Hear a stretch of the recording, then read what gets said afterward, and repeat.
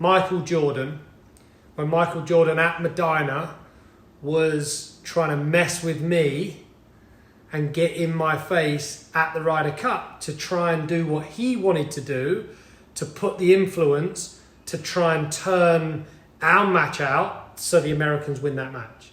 The bit for me was, as a sports fan, as Michael Jordan, I watched the piece on Netflix, which was Last Dance, which gave me goosebumps the whole way through it. I thought it was absolutely remarkable who he is, the character he is. He's messing with me. It's the biggest compliment that anybody could have ever given any individual is from one of the greatest in sport today that's ever lived. He's trying to mess with me. So he didn't have to say anything. It was what he did in his own right, which actually inspired me to play even better and bring out the best in me. And I think, without saying anything, that's the most inspirational thing that someone's ever done is given me that level of respect in trying to mess with me.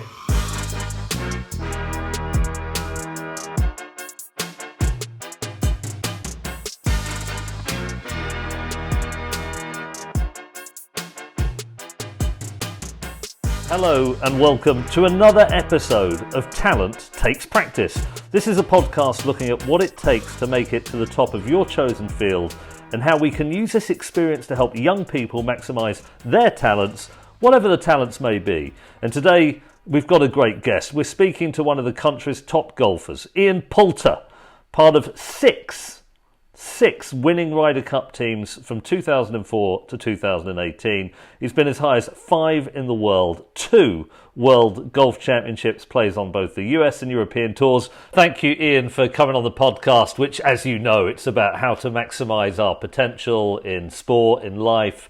We have young people aspiring to be sports stars on listening in. We also have parents interested in how to develop young people, not just in sport, but in life. So we're fascinated to hear your perspective. But can I just start with this question? When did you realise that you wanted to be a golfer? How young were you?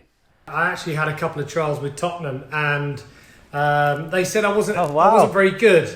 That's the polite version. They said I wasn't any good. So the rebound of that was no one's going to tell me what to do type of thing. So I took it really personally, and it was quite a big hit to the confidence levels. And my second love was always golf. And at that stage, I literally switched completely off of football. I barely played another game of football from the age of 15. And at that point, I really focused on my golf. So it was down to the scouts at Tottenham, thankfully, being an Arsenal supporter, that got me 100% focused on my golf. To be told you weren't good enough for whatever reason at an early age, how did that affect you? Well, there was a number of factors within that which I think were the issue. I was also told by my school teachers as well, because I used to take my golf clubs into class. I used to put them on the side of my desk. And then between break time, I'd go out on the football pitches and I'd hit golf balls. And I remember one of my teachers came, dragged me out of class. I was obviously messing with my golf clubs, and he pulled me out of the class and was jabbing me in my chest and just basically said that I would never be a golfer and I was a complete waste of time. So to have kind of that as a motivation of, I've been told I'm not good enough at football. I've been told I'm never going to make it as a golfer, and I'm a complete waste of time. Was kind of the fuel that kind of put the burning desire in me to basically turn that around and say, screw you. I'm going to make it the whole way. And from that point on was really the dedication to work hard, be the best person I possibly can from a sports perspective, and not have anybody tell me again that I was never going to be good enough. How old were you, Ian, at the time? Because to get trials at Spurs, you must have been a considerable footballer. And how old were you when you were taking the clubs into school? What kind of a school was it? I'm We not had sure virtually I no was outside. I mean, listen, we're talking about Tottenham. I wasn't that good. Come on.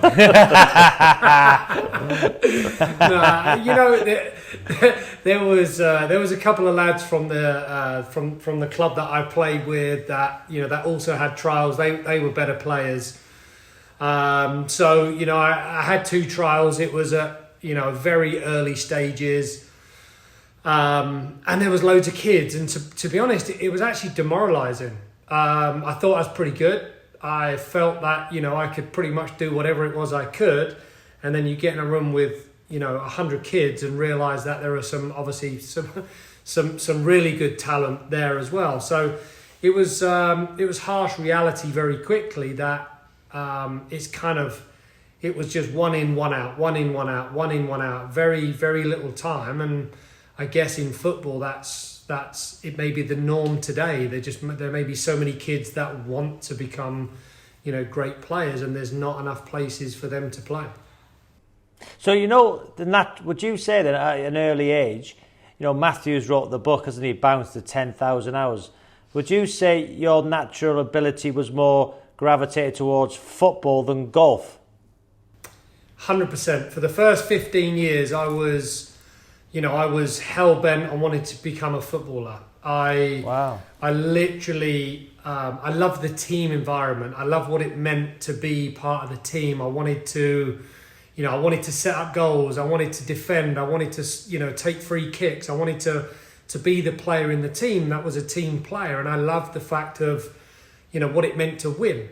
And, it's completely the opposite about golf. So, to have that love and passion at an early age of being part of a team and then take that away to become a selfish individual was 2 very different dynamics. That's so interesting because we were talking before you came on, Ian, about what that must be like, because you have excelled in the one format. I mean, you've excelled in many different ways, but that format of team competition in golf, it's almost like you take the inspiration from the people around you, inject it into the other people in your team.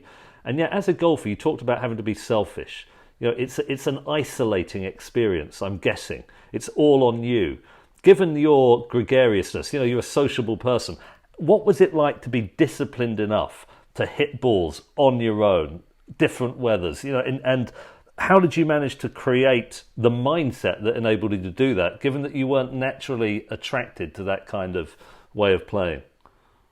There's a way that I looked at that, and I think obviously having being rejected as a football player and told you're not good enough kind of spurred me for the simple fact of, I'm going to practice and I'm going to make sure that I become my own boss as a golfer, and I'm going to work hard enough to succeed. I think I was naive as a 16-year-old who was in full-time employment. I left school at 15. I went straight into work in a pro shop because I needed some money.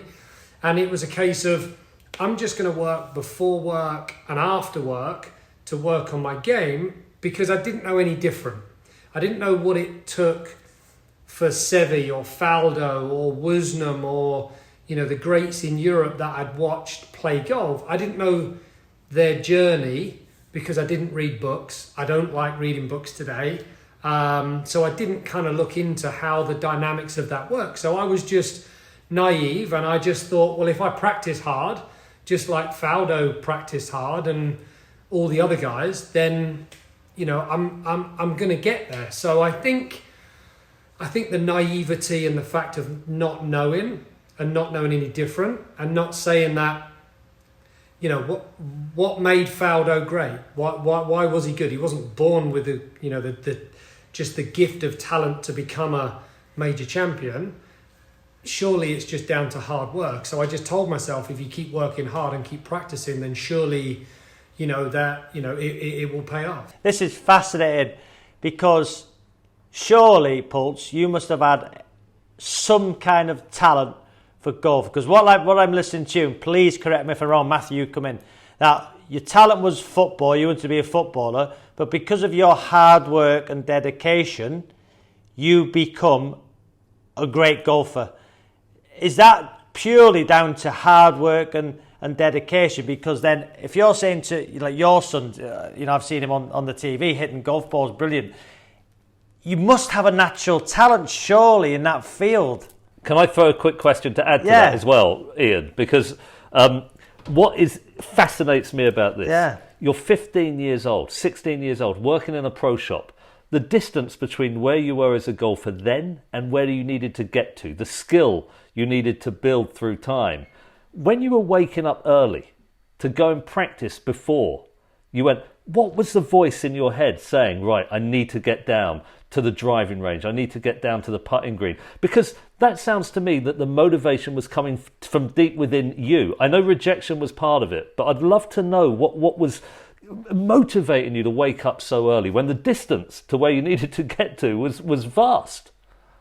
Well, yeah, and it was vast, but I think the simplicity of it was, obviously, I gravitated to sport. I wanted to be a sportsman. So, at school I played in the cricket team, I played in the basketball team, I was county champion at pole vaulting, I did all these little bits were sport. I hated school. I hated it. I didn't want to listen. I didn't want to, do, science, and I didn't want to do all of the lessons at school, history and all that stuff. It didn't resonate with me at all.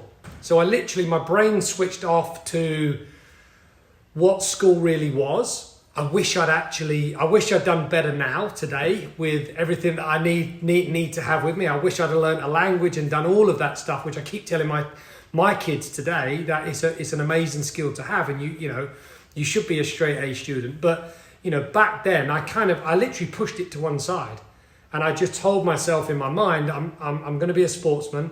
That's all I care about, and I'm going to do whatever it takes to get to that next level. My brother was 2 years older, so he was always better at me than golf. That was a good inspiration for me to always try and beat him as soon as I possibly could. So there was some great rivalry there. And from that point, I always looked up to people and always wanted to learn from people that were older, that were better than me.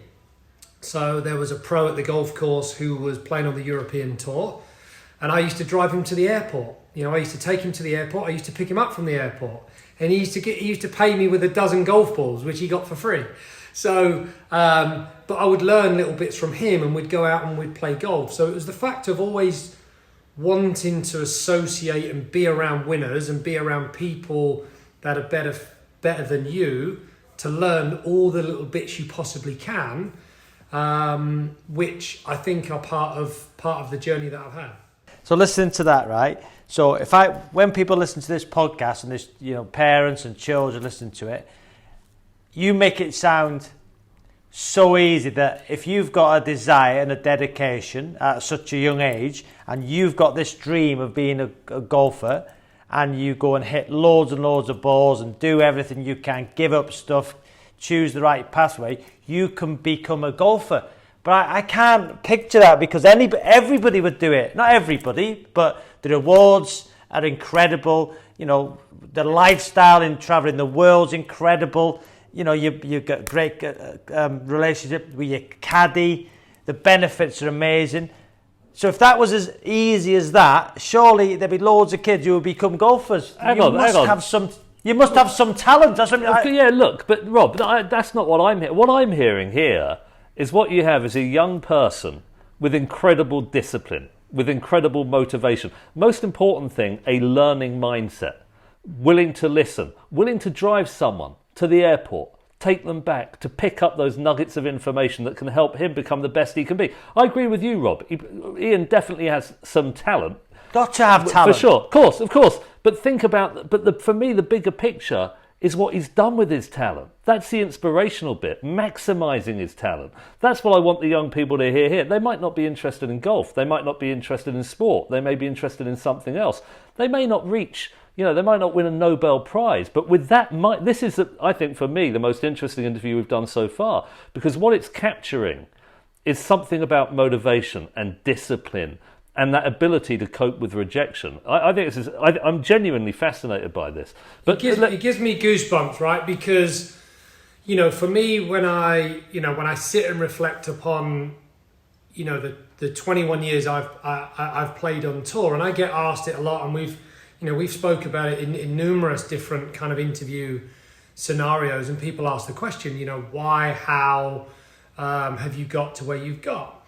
And I'm a firm believer in if you have 100% focus, dedication, and confidence that you belong where you belong, and this is where the whole mental health situation comes in.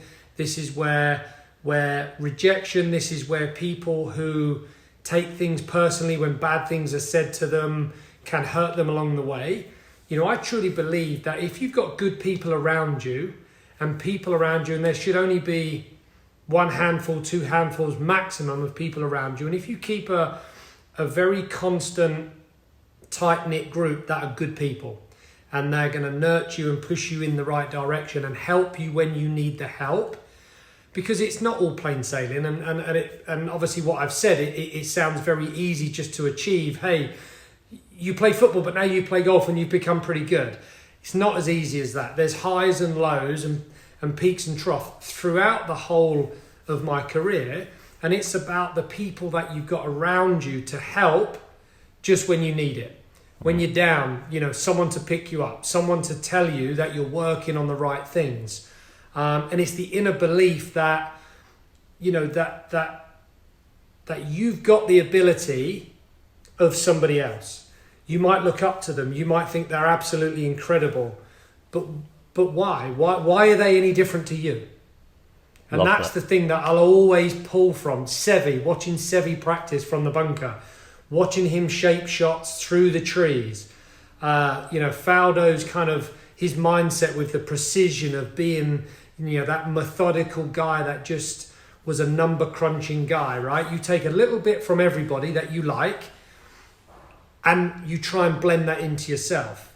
And that's kind of how I did it. And that's kind of, that's my feeling of what I wanted to be. Yeah. I wanted to be a little bit of everyone and try to become the best person I can. So David Beckham, Pulse, when I grew up in the class of 92, after training, he would hit 100, 200 free kicks against, at the goal and at the cliff, and he'd hit the wall behind numerous times, but he was there, first in, last out. And as a youngster, how many golf balls would you hit? There'd be mornings, I'm sure, you woke up and think, oh, I can't be bothered today, but you'd be there, wouldn't you? You put the work in, right? Apart from, on the way into work, popping into McDonald's to get a little breakfast and then going to hit some balls, right? Working your hours in the shop and having these little windows of opportunity to go and practice. It's all about, what you can take from the opportunities of practice. And I did it very different to the modern day golfer. The modern day golfer today didn't do it like I did. He didn't work in a pro shop. He played his amateur career. He was very good. He all of a sudden went to college. He was known globally, and then he bursts out on the scene and becomes a good golfer. So, not many people have done it that way. And it's not easy, but it does come down, the 10,000 hours, the dedication, the hard work that you put in. You will reap the rewards if you believe you're going down the right path. And if you believe that you've got the ability to get to the next level. I mean, how many football players did you play with that are great players that probably weren't great players at an early age, but become very good players?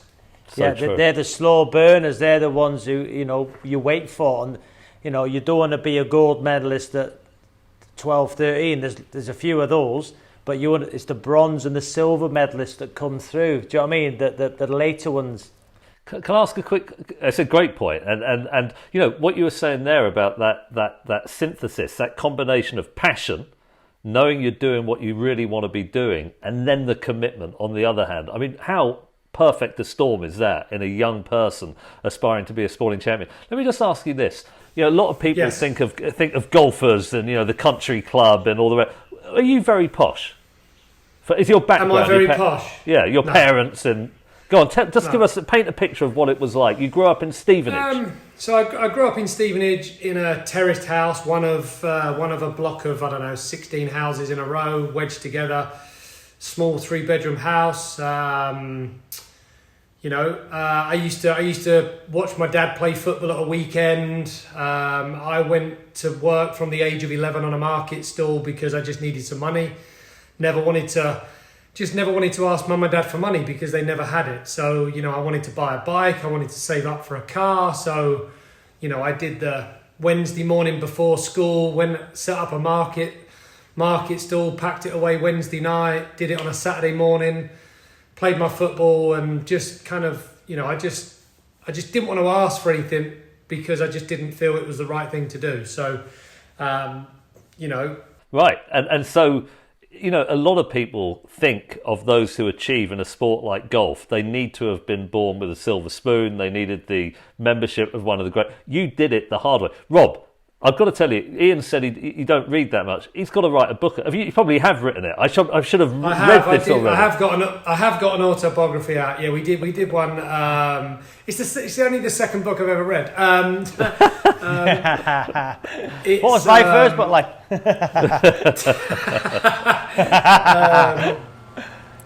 No Limits is my book, and it kind of it stands for what it says, really, to be honest. And just being a kid and just wanting to be I just wanted to be successful. Just sick of people saying you can't do something, because I don't believe that to be true. And I just think that, there was 2 school teachers at school that I loved, right? My English teacher, who I'm still in touch with today, he came to my wedding. He's one of the, he's a great guy. And there was just 2 that got who I was as an individual. One of which was somebody that caught me going to the golf club with my clubs on my back. And I went into school the following day, and he says, how was you yesterday? Was you not feeling very well? No, I was sick.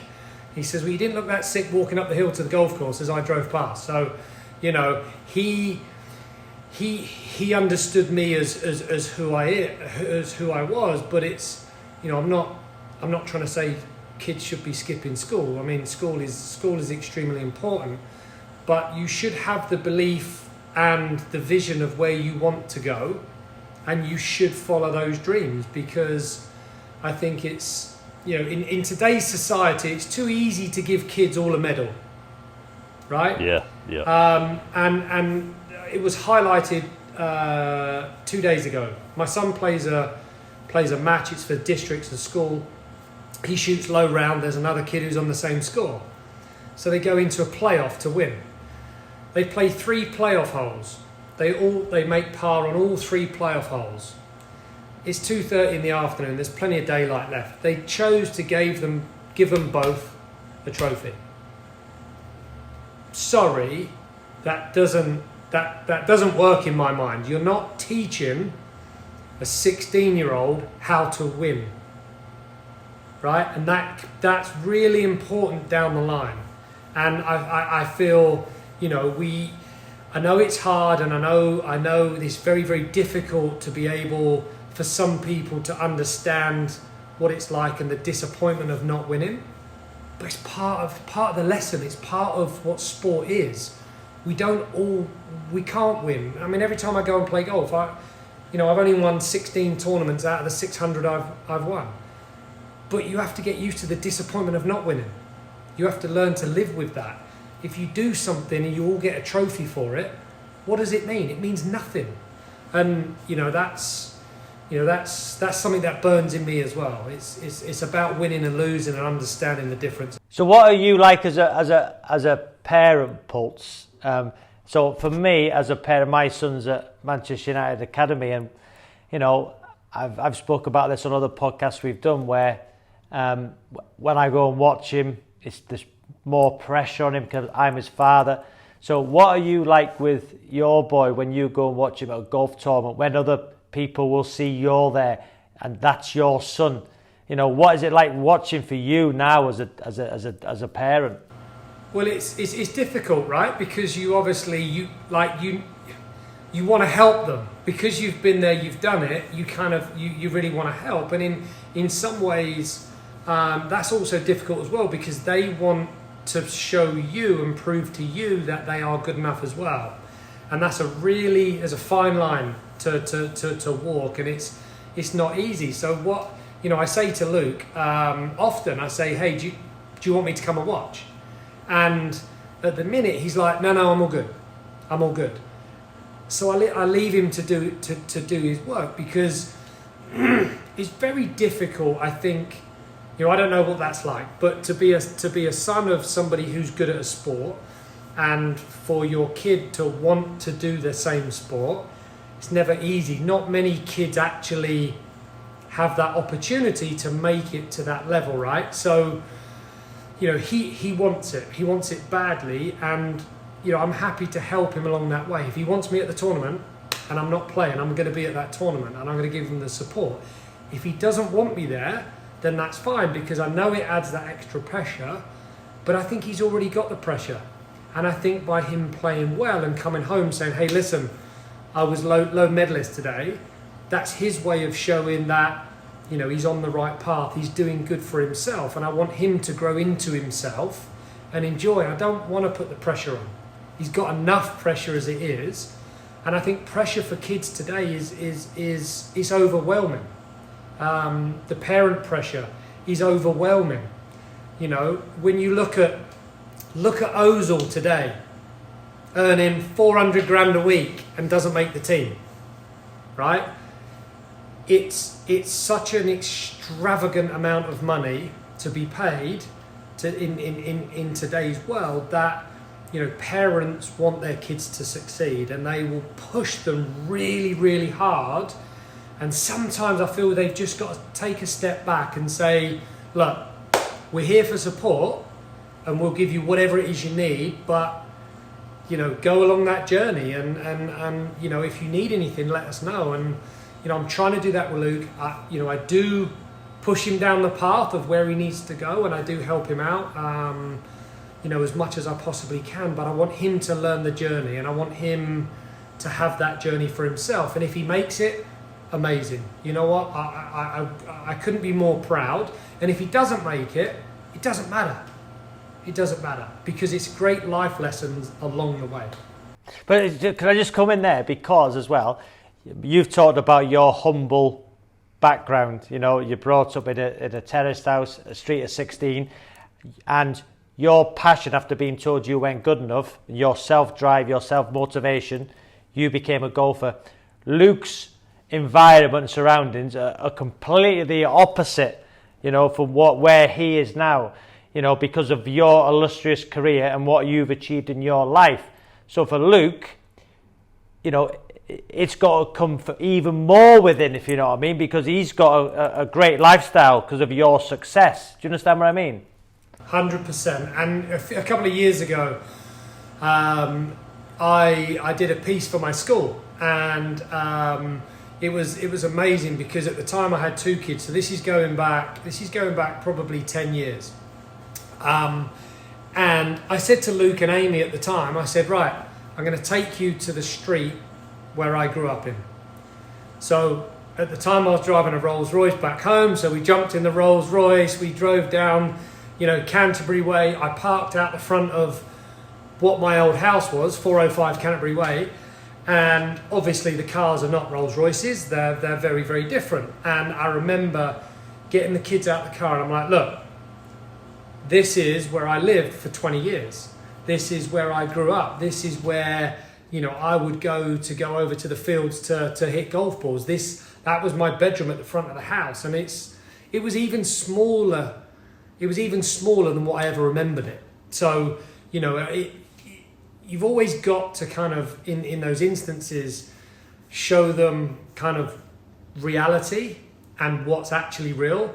All this stuff around me here and all this, it's fairyland stuff, to be honest. None of it's real, right? It's stuff that dreams are made of. And, for kids, you know, you have to, especially from where I stand, you keep having to ask the question, how much do you want it? Everything you're saying today, honestly, you're just saying it 10 times better than I could say it. It's so similar to the way I think about life and parenting. I often get it wrong, to be honest. The thing I find toughest, Ian, is, you know that your son or daughter's got a passion. You know they care about what they're doing. You know that they really want to be the best they can be. But there's a week, or maybe even a month, where they kind of don't really want to do it. You know, they had a bad result. You know, the motivation's dipped. How hard do you push at that point?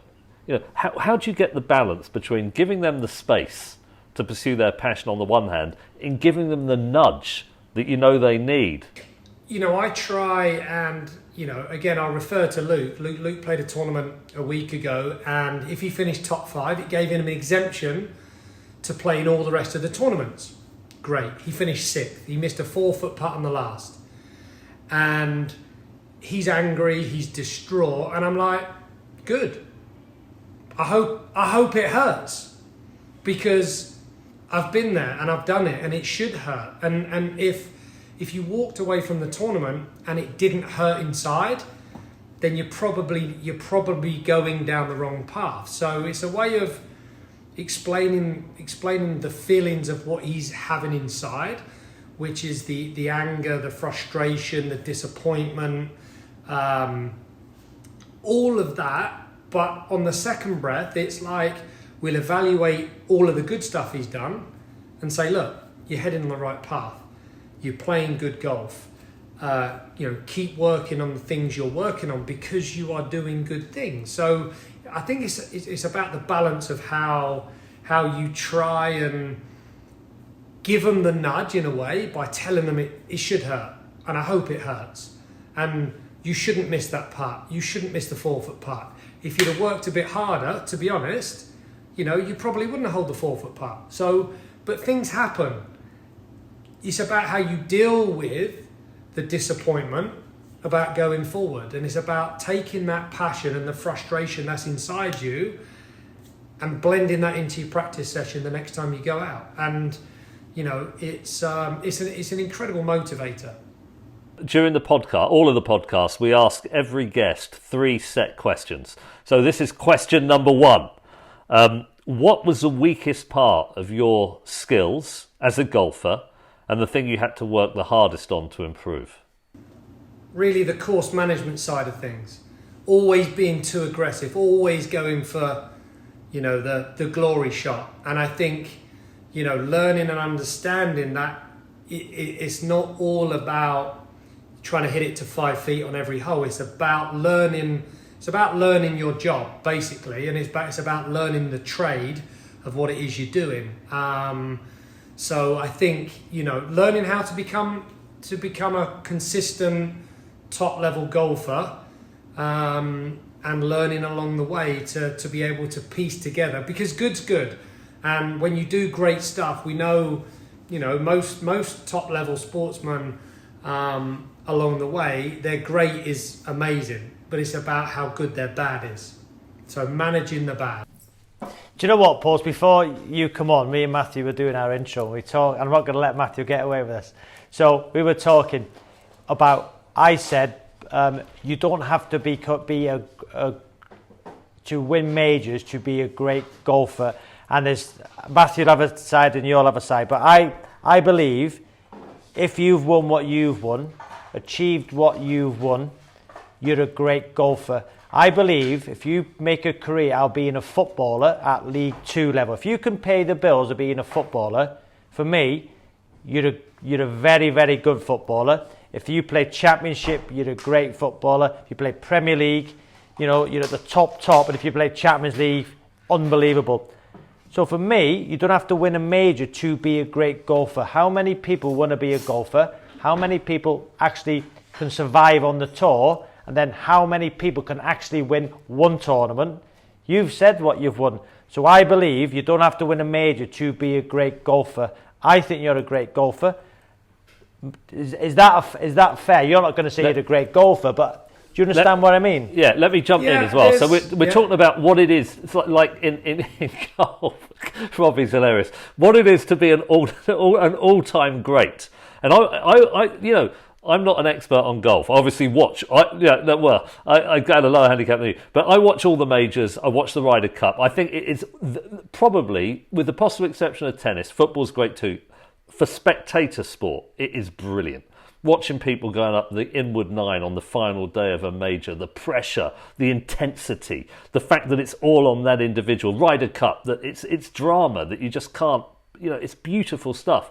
But for a golfer, what is it like when you're talking to other professionals? Is winning a major like what it takes to be an all-time great, or does it matter? How do people have that conversation from your neck of the woods? It's difficult, right? Because I haven't won one, so I'd like to turn around and say I have won one. So we've got one coming up in a couple of weeks, and hopefully I slide that lovely green jacket on. But when it's one of those benchmark things, right? There's 4 majors a year. There's a stigma around becoming a major champion, but for me, I'm content from where I've come from to the career I've had today at 44. Like if something happened and I had to put my clubs away today, like I could put my feet up, relax, and actually say I'm very happy with the journey I had.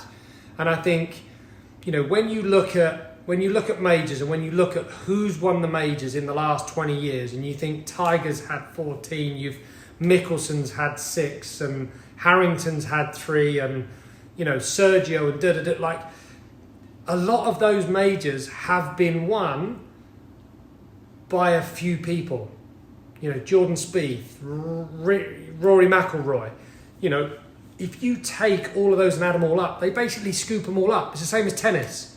If you was a tennis player playing in the era of Federer, Djokovic, Nadal, you'd be like, oh, for God's sake, how must you could be a great tennis player, one of the world's top 10 players. Totally agree. You're not going to win a major. Yeah.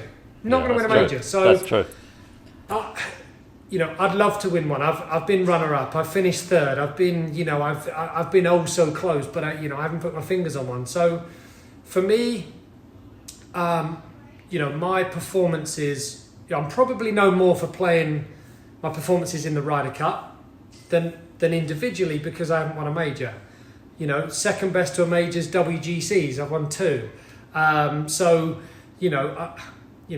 I'd love to win one, just to. It would be nice to win one, right? But it doesn't matter if I don't. I think you're a great golfer, even if Matthew doesn't. I'll tell you this.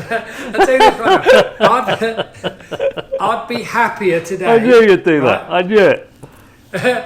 He's throwing you right under the bus there, isn't he? He's throwing you under the bus. I would take today, if someone said to me, would you like to win a major, or would you like your son to win a major? All day long, right now, I would take if Luke was to win one. Or Joshua. Yeah. All day long. I'm happy. I'm happy with my journey. I'd be even more thrilled if it was them.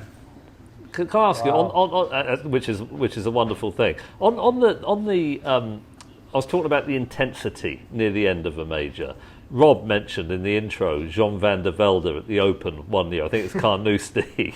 And I remember... I shouldn't laugh. It's awful. I interviewed him. Honestly, he was still devastated by it, like 15 years later. But also Greg Norman at the Masters. I remember for Norman... With Faldo. But also with Norman...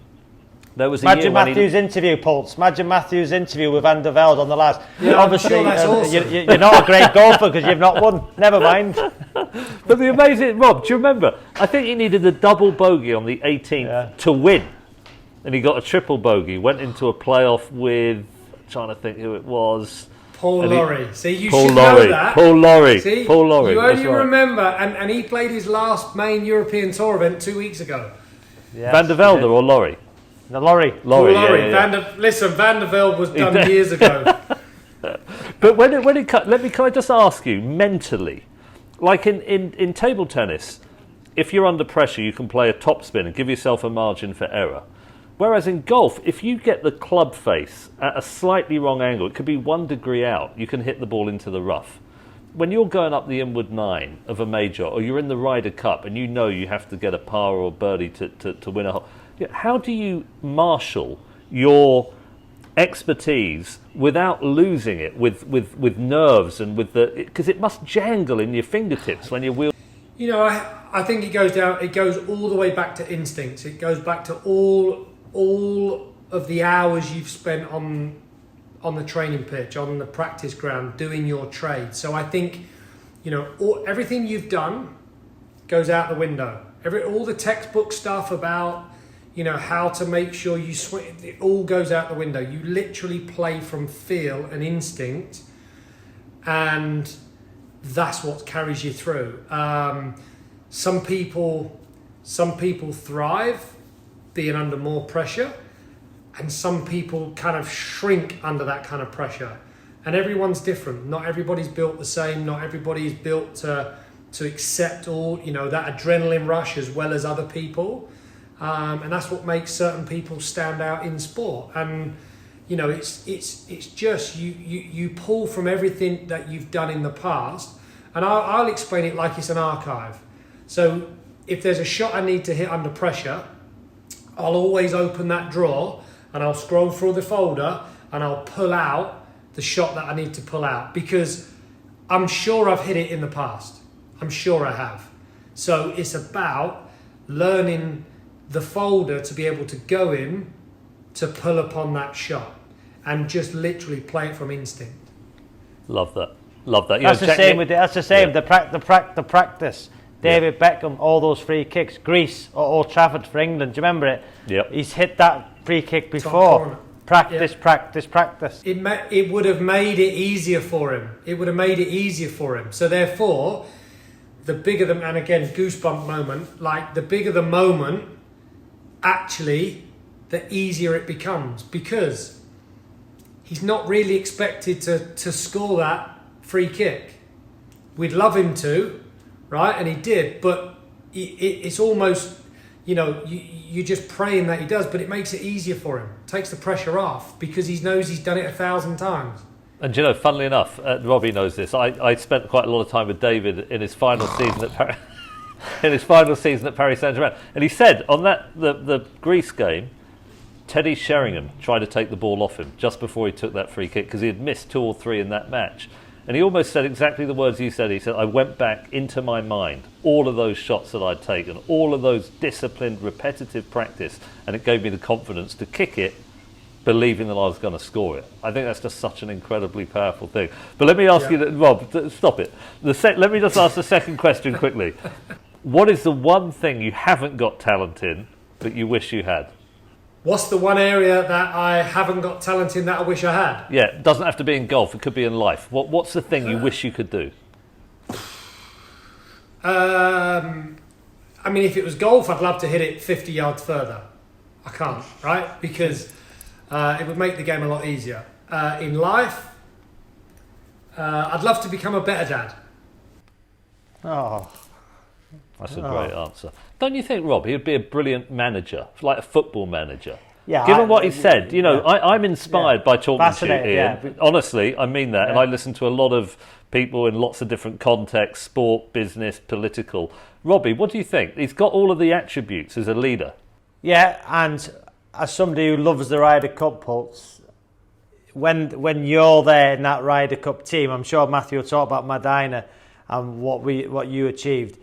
That team sport, that spirit. I try and motivate my team now as youngsters, and I try and tell them about my past experiences and how they can try and relate to it. And when I watch you at the Ryder Cup, you know, the goosebumps when you cheer, the crowd get going. You're that fantastic.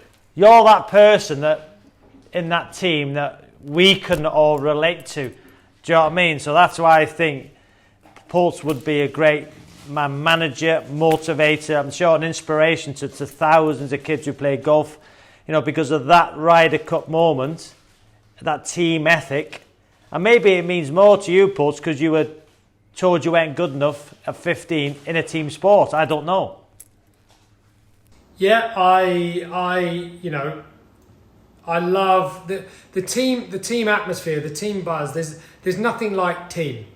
and that's something that, you know, I've always, as the kid who was 15 years of age at the Ryder Cup at the Belfry, I snuck underneath the ropes because I couldn't see anything, and I sat right there on just to the right of the bunker on 18. I watched Seve play his bunker shot over the water, and you know, it was what it meant to see the chemistry between Seve and Alathabal.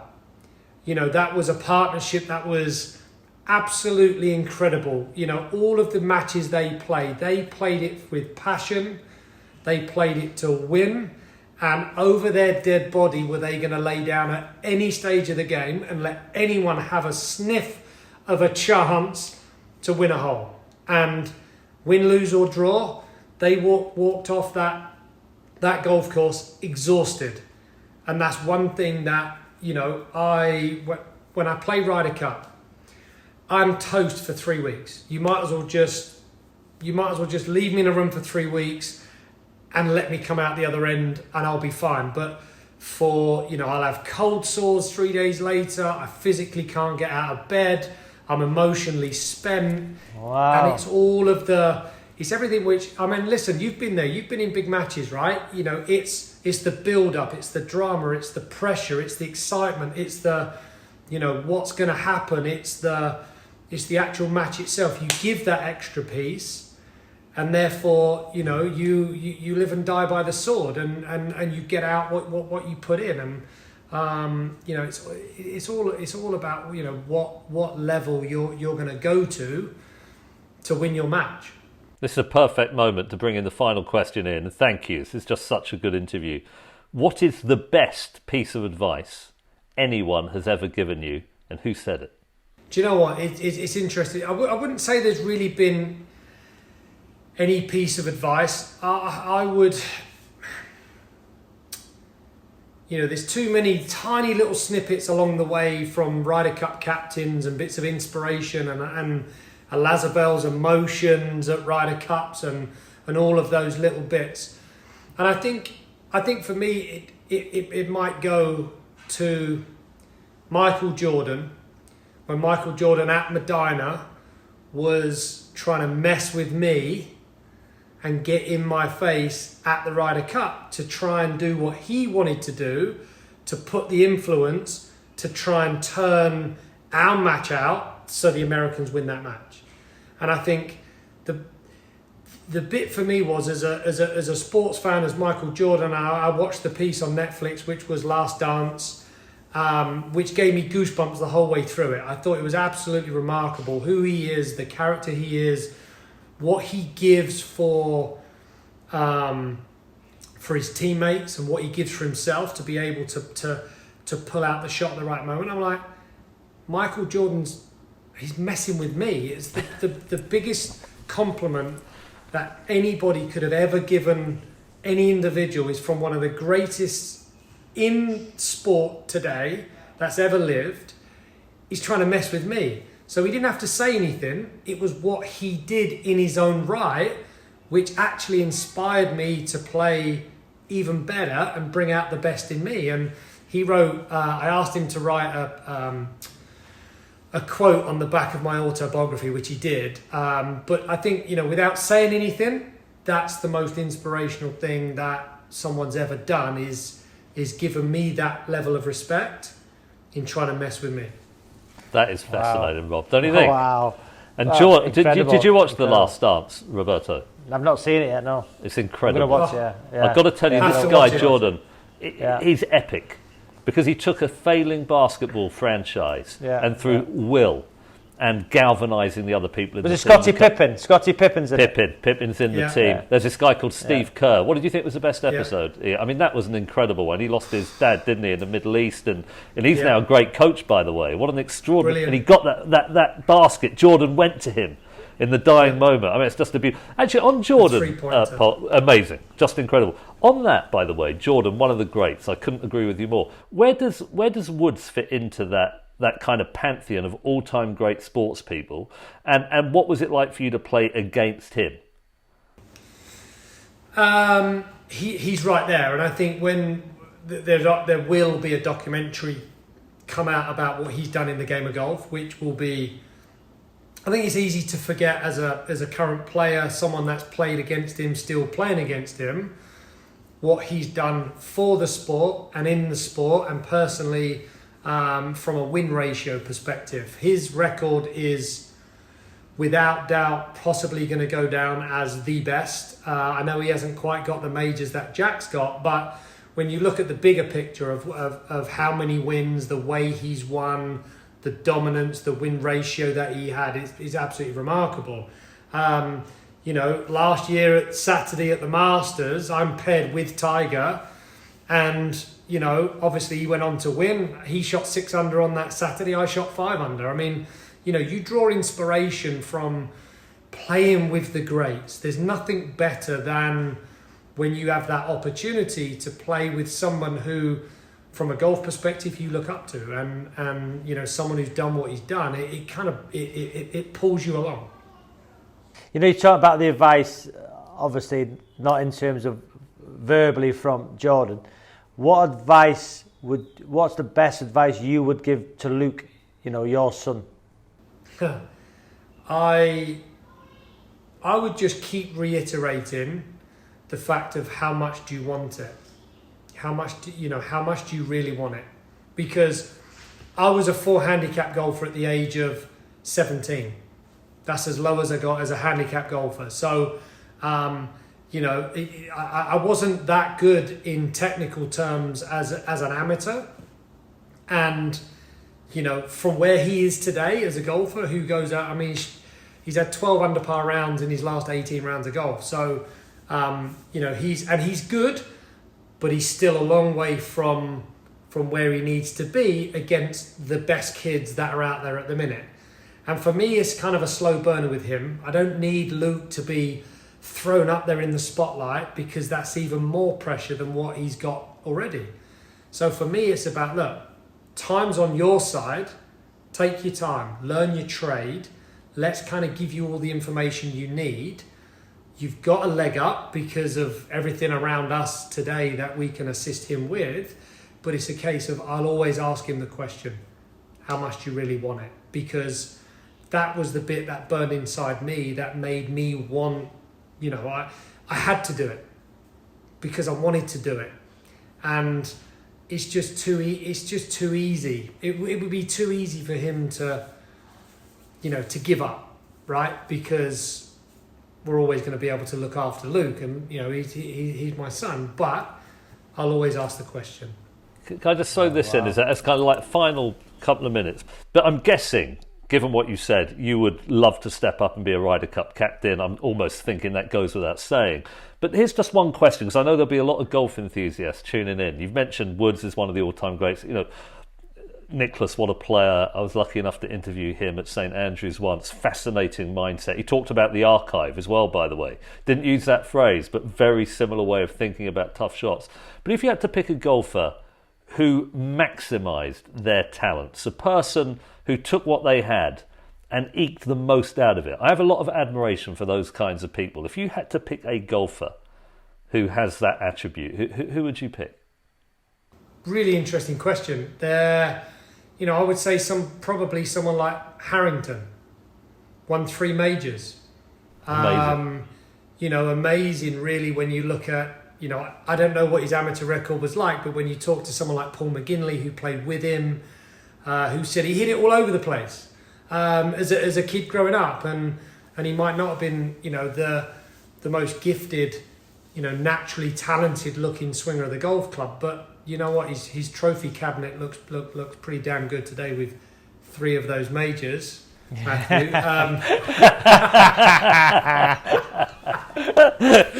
Touche. I just want to reiterate, Rob, that's just been fantastic, hasn't it? That was just so good, and thank you for joining us. And please remember, people listening in, to rate and review us wherever you get your podcast. Do spread the word about this pod. We'll be back next week, but for now, from all of us, goodbye.